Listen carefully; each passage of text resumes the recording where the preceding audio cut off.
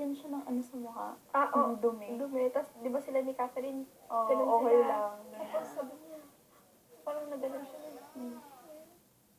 Tapos, parang sabi ni Daniel, sorry, nakalimutan ko. Babae ko pa talaga. Oo. Napikon ako dun. Bakit? Movie yun. Nababi mo yung tae mo nun.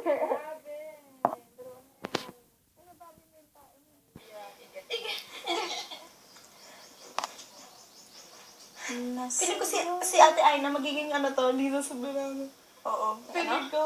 Yan yung ano? Pag naging artista ka, kilala mo yung Catherine Bernardo at saka Daniel Padilla.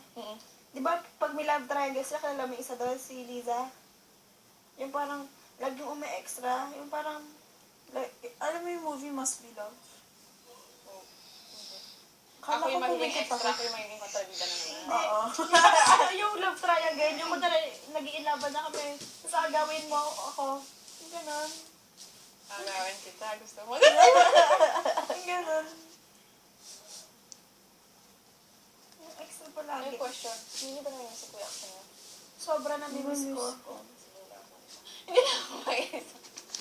Hindi, grabe.